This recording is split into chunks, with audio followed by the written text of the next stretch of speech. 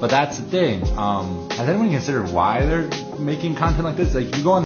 Yes, we have. A few of us, actually. Myself, in particular, have been pointing this out since the dawn of my TikTok career. 3 years ago, even 6 months ago, where I stated, hey, these people have figured out a glitch in the matrix. It's called rage farming.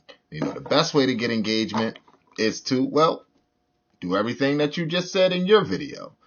And I suggested that maybe it would be a good idea to amplify the things and the people we love versus stitching the people constantly looking for a debate about human rights or what communism is. So I've been thinking about this a lot lately. I have basically unfollowed people that repeatedly stitch or duet. I have basically unfollowed people that repeatedly stitch or duet problematic videos, because you're ultimately supporting, even if you're raging against an awful video, if you are stitch or duetting them without like screen recording them, you're supporting them.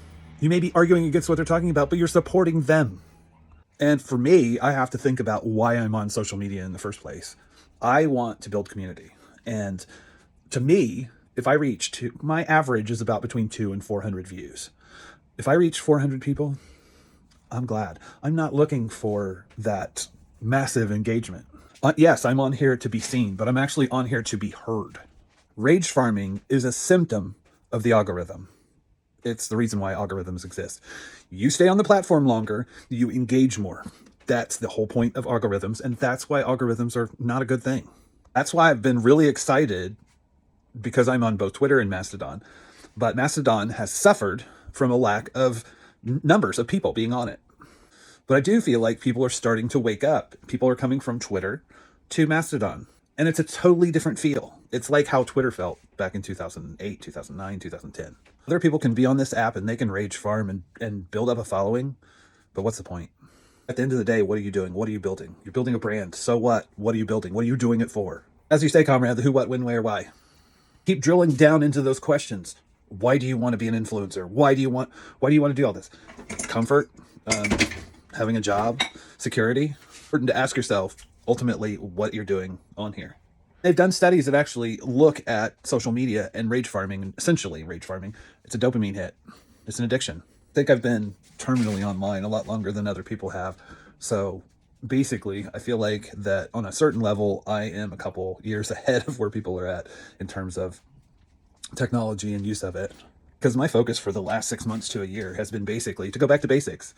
I'm building up my blog.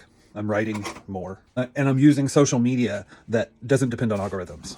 I'm staying off places like Substack or Medium, or if I am on those places, it's basically to leverage those social media outlets against each other and to find community in those places, but to draw them to my stuff that's not in the algorithm. Feels like I'm talking about some QAnon level conspiracy theory, but literally algorithms have definitionally changed the way that the internet works. And I think if you're on here for views and virality, then that's one thing.